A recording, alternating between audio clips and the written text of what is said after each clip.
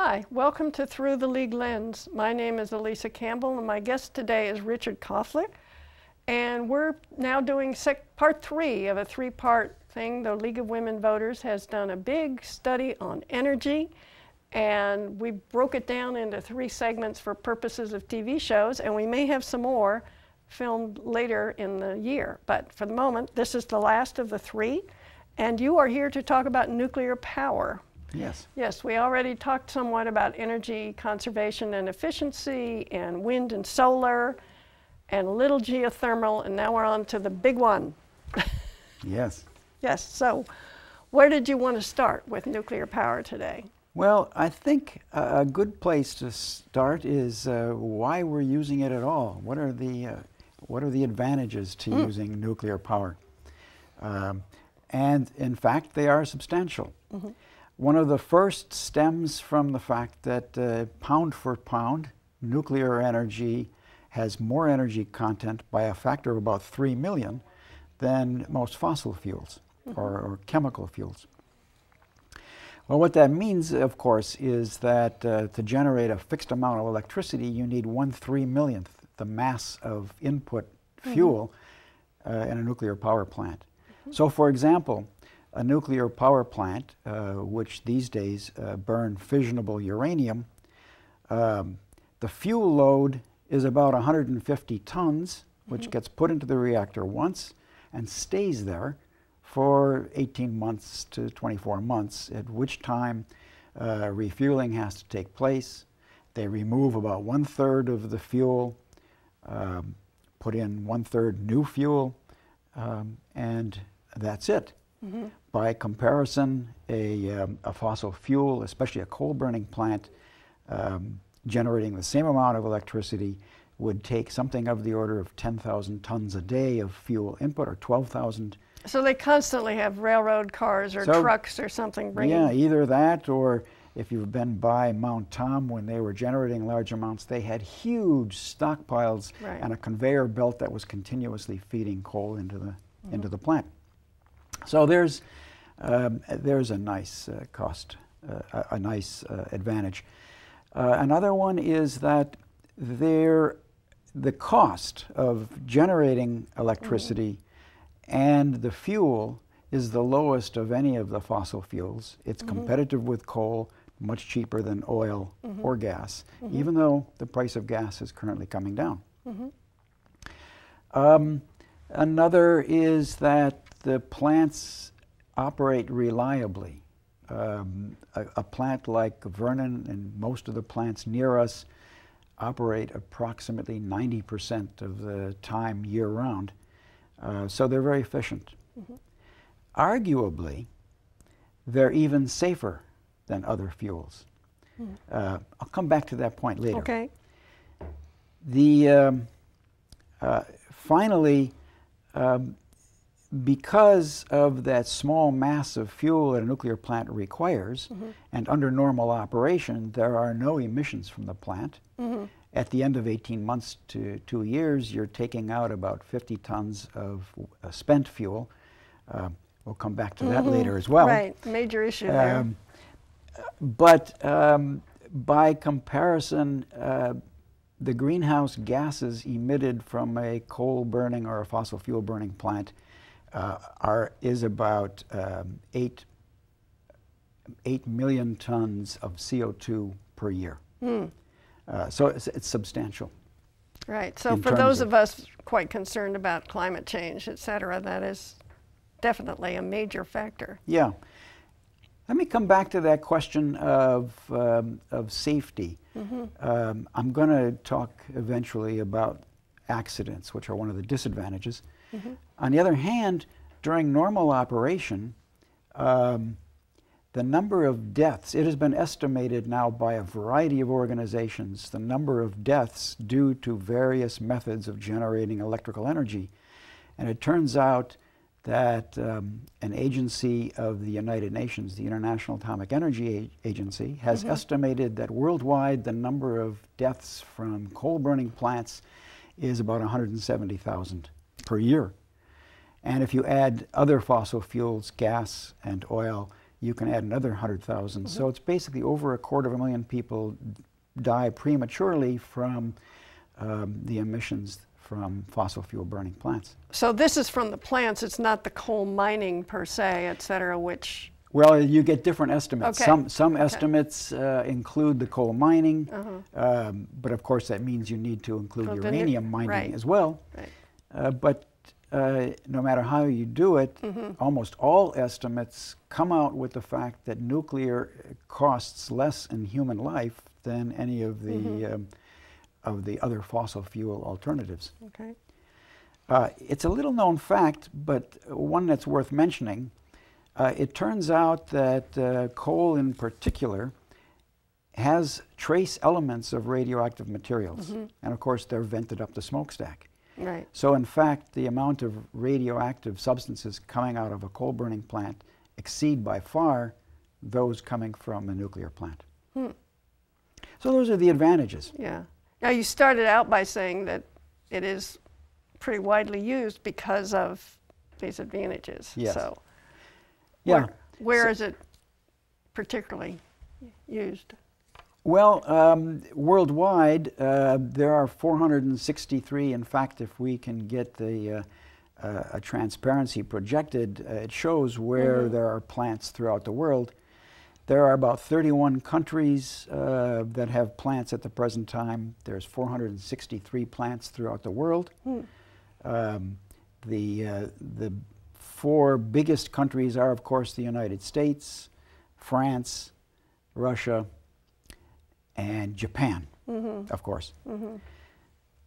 And then the remaining 27 countries have quite a substantial number of reactors as well. And of course, this map shows where they are. The United States has 104 nuclear reactors, and if on the map you'll see they're predominantly on the East Coast. That's partly because that's where the population is. And you'll see a big smattering in France because France generates 80% of its electricity with nuclear. And of course, Japan. So there's 104 reactors in the United States. They're roughly 1,000 megawatts each on the average, so we generate about 100,000 megawatts nuclear in the United States. Now, in this general area, we have, of course, Vernon in Vermont. Yeah, New England has 7. 7. Okay. Vernon is the one that's closest to us. Seabrook on the coast, I'm going to make a distinction between boiling water reactors and pressurized water reactors. And if there's time later, I'll explain the difference. One of the differences is that the pressurized water reactors tend to be larger. Typically 1,000 megawatts or more, whereas the boiling waters are typically closer to 500. So Vernon is which? Vernon is a boiling water reactor. It's 510 megawatts. Seabrook is a pressurized water reactor on the coast of New Hampshire. It's 1,295 megawatts, a pressurized water reactor. The Pilgrim plant near Plymouth is 685 megawatts boiling water reactor. There's 2 in Millstone, at the Millstone plant on the coast of Connecticut in Waterford. They generate about 1,000 megawatts each, as do the 2 at Indian Point, which is about 40 miles north of New York City on the Hudson River. The combined total is 6,600 megawatts.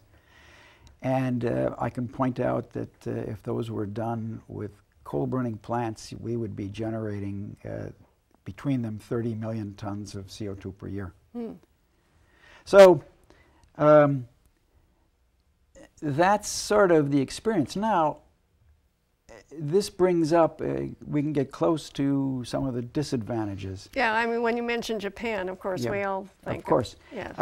The combined world experience with nuclear reactors is about 15,000 reactor years. That is, if you multiply each reactor by the number of years it's operated and add up all those years, it's 15,000. In that time, there have been 3 major accidents. You can sort of think of that as about 1 major accident every 5,000 years, or 5,000 reactor years. And in fact, if you just assume that the United States has 104 reactors, if you divide the 5,000 reactor years by 100, you get 50 years as sort of historically what's been. And of course, the United States has had exactly one in about the past 50 years. Now, a reactor, so the risk of major accidents is, of course, one of the big disadvantages of nuclear energy. Another of the major disadvantages is, although the amount of fuel that it uses and the amount of fuel that you remove from the plant is small, it does contain a substantial amount of fission products, which are, in fact, radiative. And with half-lives exceeding thousands to 10,000s of years, and so you have to protect the environment from those. They need to be disposed of. At the present time, the United States has no long-term solution. And so they're stored at the reactor sites. That's been successful for the past 50 years, but a solution has to be found. The other thing is that in addition to the fuel being radioactive, the fuel also contains about 30% unspent nuclear material. So if one reprocessed those, you could remove that and take advantage of that to refuel reactors. Also, a product of the exposure of uranium is the generation of plutonium. Now, plutonium, in fact, is also a fissionable fuel and could serve in reactors as well.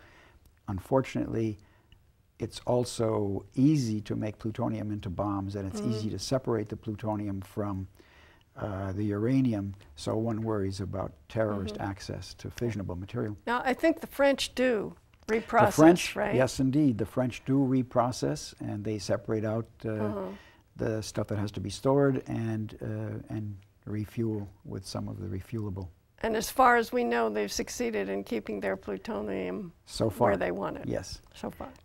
Of course, it should be mentioned here that the United States has big stores of plutonium left over from the weapons program. Right. I'm sure the amount from the nuclear power plants is far less than the amount left over from the weapons program.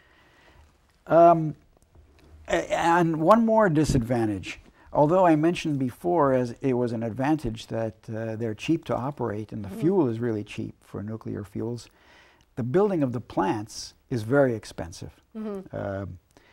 Part of that is because of the potential for accidents, they are historically extremely conservatively designed.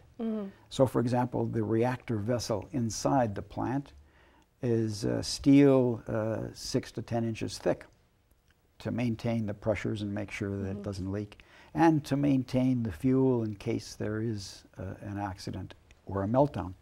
Right. Well, that clearly would be expensive, and also I wonder if we're considering things like carbon emissions and other global gas emissions, greenhouse gas emissions. Do we have to consider what it takes to build the plant? And then, of course, we'd have to consider what it takes to build other plants, coal plants, whatever. Do people factor that kind of thing in?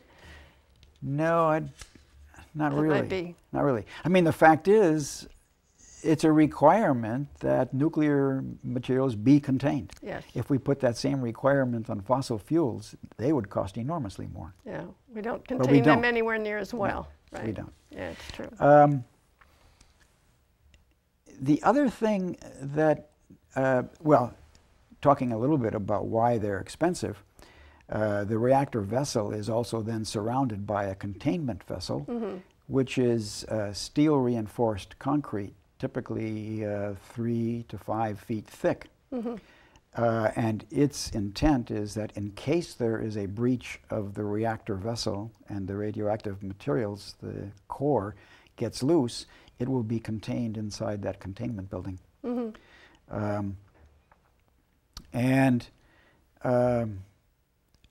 we can talk now about the historical accidents.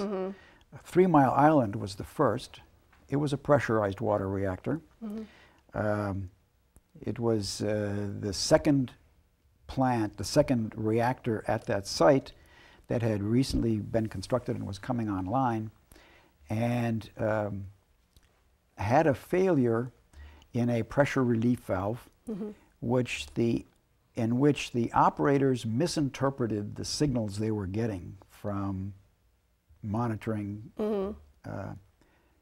inside the reactor, and took initially the wrong moves. It resulted in a partial core meltdown, and of course that's a failure, but it's considered the fact that the core, roughly half of the core, did melt down to the bottom of the reactor vessel, and it was prevented from, for the most part, prevented from leaking into the environment by the containment building. By the containment building.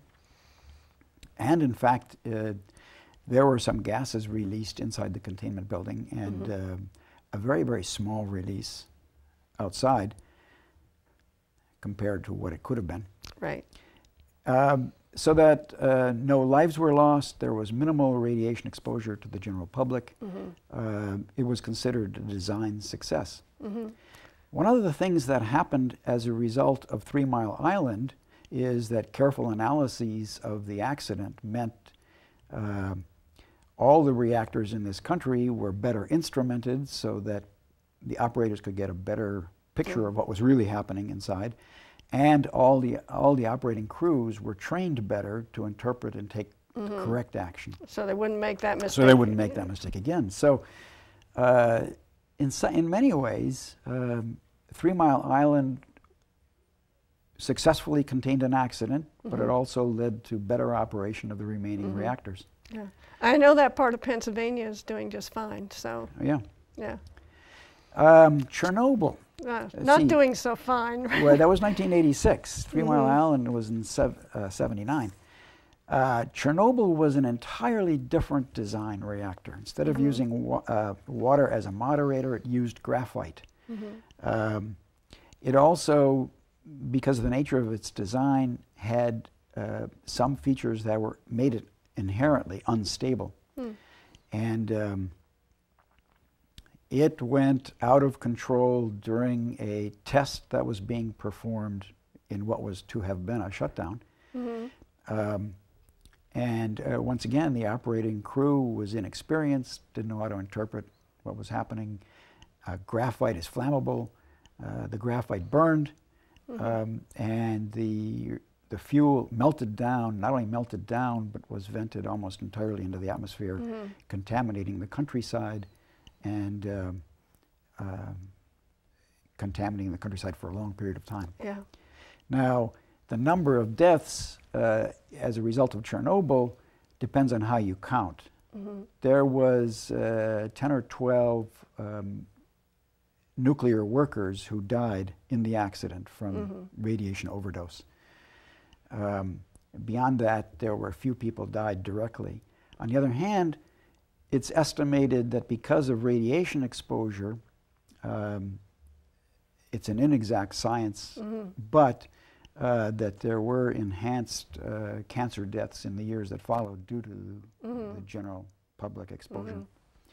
The most recent estimate I saw was about 9,000 deaths. Yeah. Now, then there's Fukushima. Yes. Fukushima, at Fukushima Daiichi, there were 6 plants, 6 nuclear reactors at the site. 4 of them, 2 of them were shut down at the time. The remaining 4 were in various stages, mostly all operating. The earthquake came along, and all 6 reactors, the 4 that were operating, all shut down automatically. And if that had been the end of the story, it would have been a success. It would have been a success. They would have come back on again.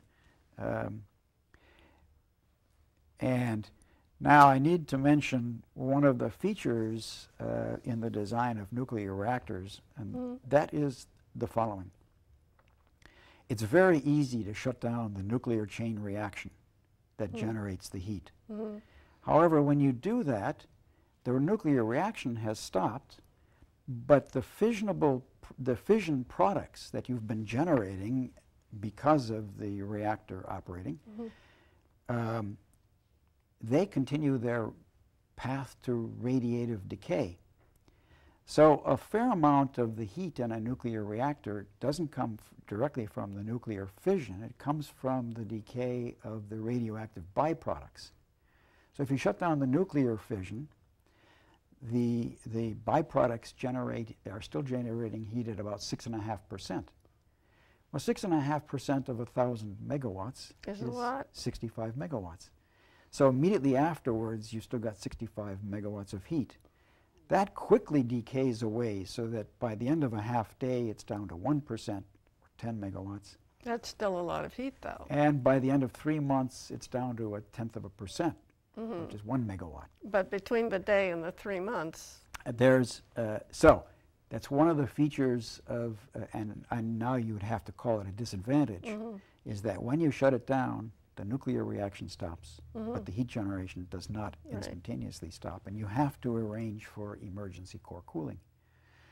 Well, all sites do have such arrangements, and they're usually in the form of pumps, pumps that continue to circulate water and cool the reaction.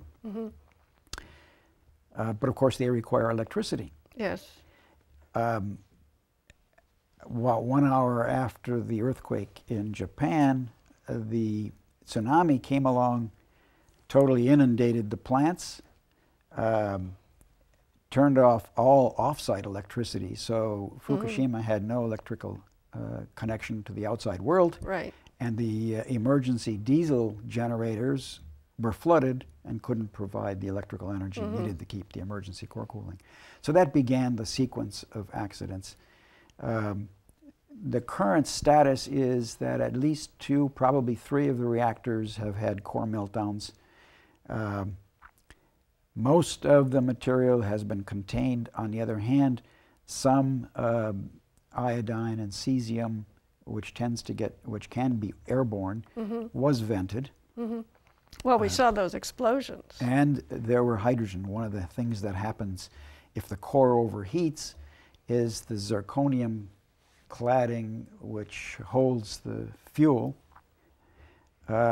gets so hot that it oxidizes, and it gets the oxygen from the water, releasing the hydrogen. Now you've got hydrogen gas coming out. Great, yeah. Which went very explosive. Which went into the containment buildings, and there exploded. So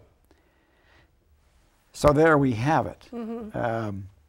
The major disadvantage for nuclear power is this small risk, but big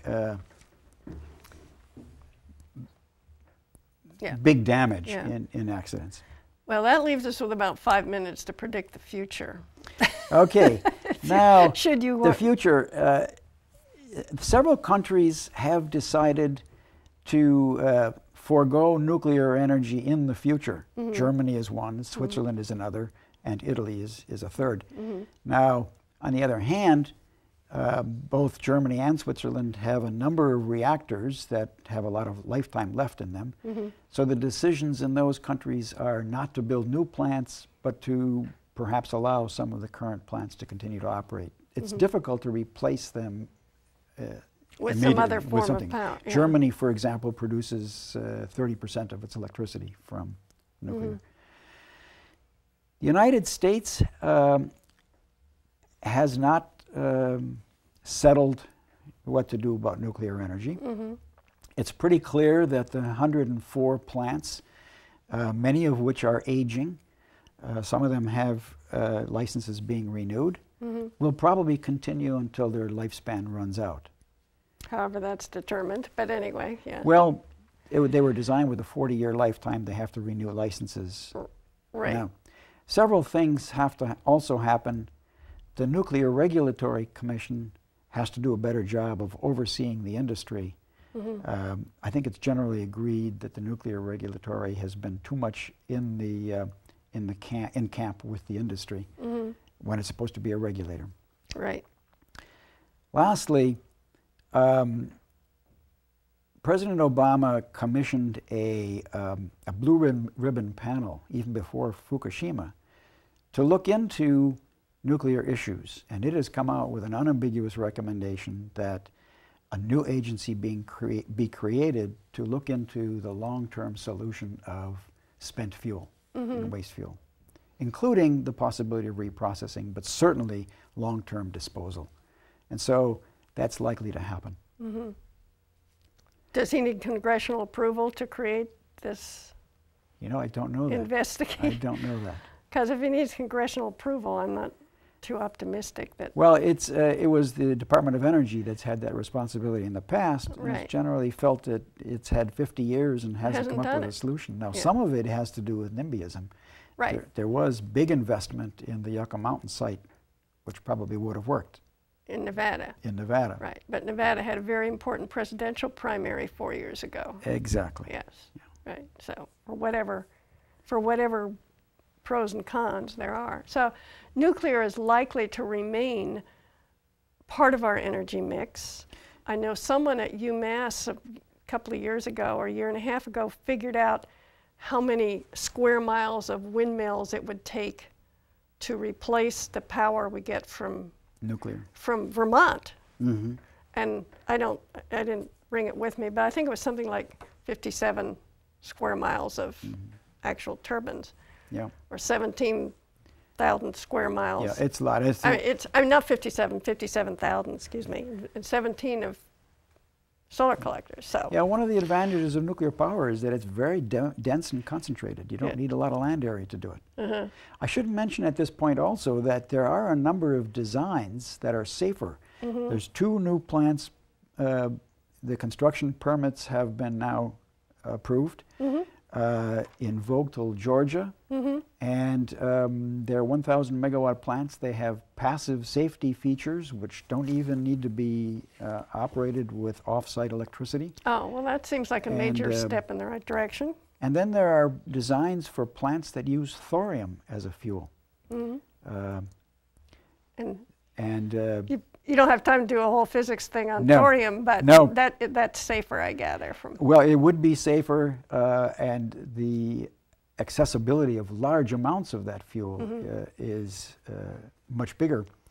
So the fuel source using that as well could last centuries. And so some people have come up with these designs, but is anyone... They need, well, for example... I mean, they have to build a prototype or something, Of course. right? There's a company called Terra Power, which has support from people like Bill Gates. And they're proposing to build a demonstration plant. But they have to go through a lot of licensing and... Yeah. Well... And it's a long way off. Right. Probably not in my lifetime. Yeah, a demonstration plant probably takes 5 years to build, 10 years to prove, so... Whether it works or not, right. Well, here we are. I mean, we've been talking about energy. This, as I said before, this is our third show on this subject, and we may have a couple more. Clearly nothing is perfect. Nothing solves all the problems. Wind and solar have some major advantages, but they're also consumptive of space, and they're intermittent. Yes. Nuclear has advantages and disadvantages, but among the advantages are that it's consistent. They can run consistently and provide that base power that that has to keep everything running well. Yeah, I should mention that we will probably try and have another talk on the grid system. Yeah, because that's like, how does the energy actually get to us from wherever? To us, and how does it get from the generating, which are spread out, to users, which are totally spread out in a different way. And it turns out to implement some of the solar and wind is going to take changes to the grid. Yeah, I can imagine. And so it's an interesting topic for the future. It is. Well, and I want to thank all of you for watching. As I said, this is our third in a series of 3, and we're hoping to have at least one more once some more guests are available for us to do the show. And they'll all be on the website, and the report is going to be on the League of Women Voters website, so you can download it and read it yourself. Thanks very much. Bye-bye.